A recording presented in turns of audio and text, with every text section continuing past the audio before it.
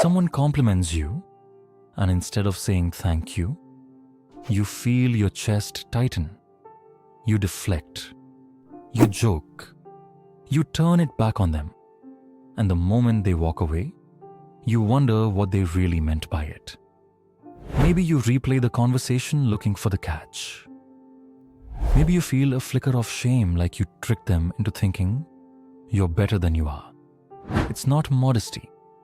It's not humility. It's something closer to fear. And it traces back further than you think. Welcome to Why You Are. If compliments land like accusations instead of gifts, you're not imagining it. You learned very early that praise wasn't safe to believe, that it came with strings, that the moment you accepted it, the bar would rise and you'd be left scrambling to prove you deserved it in the first place. So you learned to push it away before it could ask anything of you. It made sense then. But now, every kind word feels like a test you're already failing. And the first place that pattern took root was childhood. The first sign, you were praised, but the praise always pointed forward. You're 8.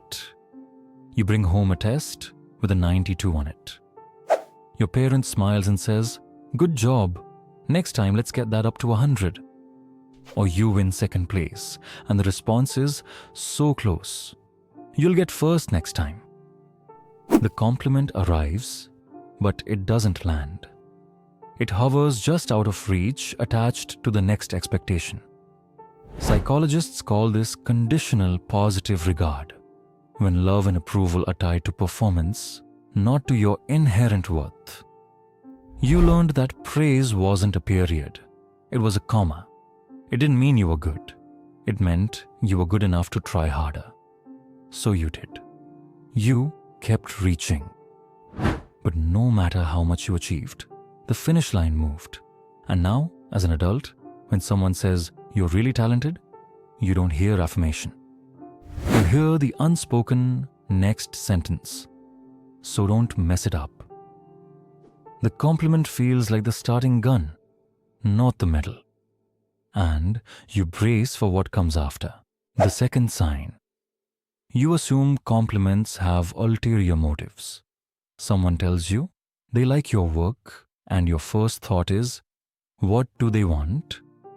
You scan for the angle, the fervor that's coming, the expectation tucked inside the kindness. Because when you were young, praise often did come with a hook. Maybe a parent complimented you in front of others to reflect well on them. Maybe affection spiked when you performed and vanished when you didn't. You learned that compliments weren't about you. They were about what you could provide. So you stopped trusting them. You started treating every kind word like a transaction you hadn't agreed to yet.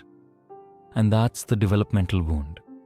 When praise is used as currency or control, the child learns that affection is conditional and strategic. They grow into an adult who can't accept a compliment without wondering what it costs. Have you ever noticed you deflect hardest when the compliment feels too generous? That's not humility. That's your nervous system remembering that big praise used to come with big pressure.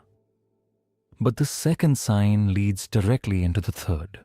The third sign, compliments create cognitive dissonance you can't resolve.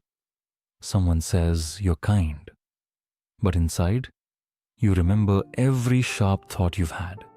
Someone says you're talented, but you know how much you struggled, how close you came to failing, how much of it was luck. The compliment clashes with your internal narrative, and your brain picks the narrative. This is the part most people don't connect to childhood. If you were only praised for outcomes, never for effort or for simply being, you never built an internal sense of worth.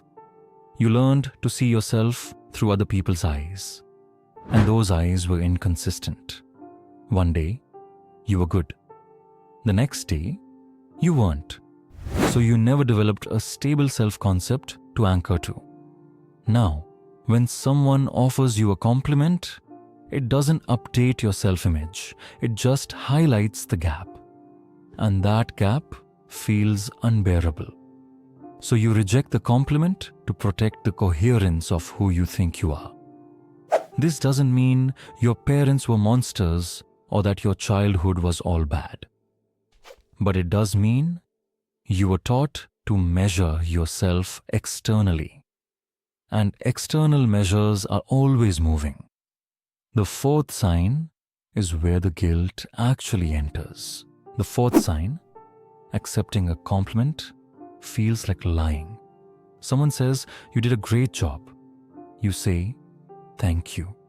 And immediately, you feel like a fraud.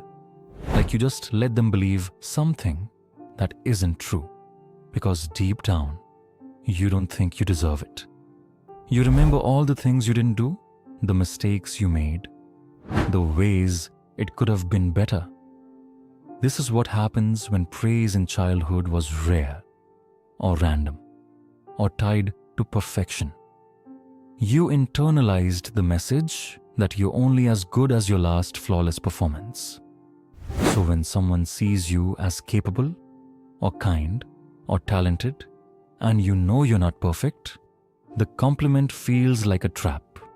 If you accept it, you're complicit in the lie. If they find out the truth, the praise will be taken back. So you reject it preemptively. You deflect, minimize, joke it away.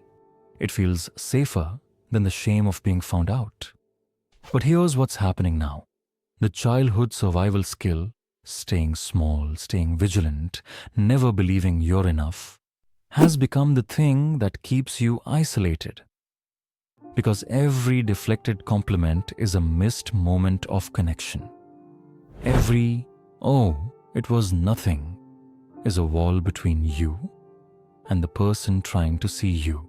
So, what does it look like to change? It starts with recognizing that the discomfort isn't about the compliment.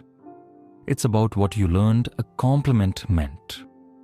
You learned it was conditional, that it came with expectations, that it could be taken back, that you had to earn it again and again.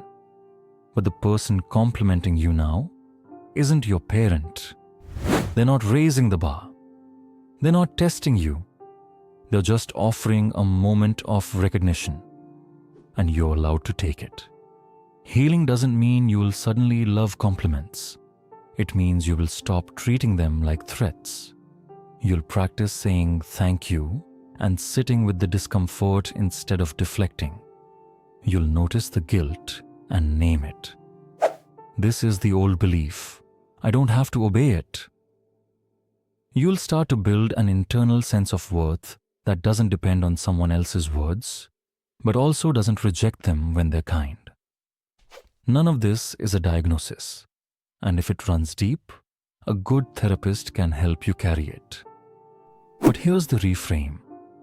Compliment discomfort isn't a personality flaw. It's a scar from a childhood where praise wasn't safe.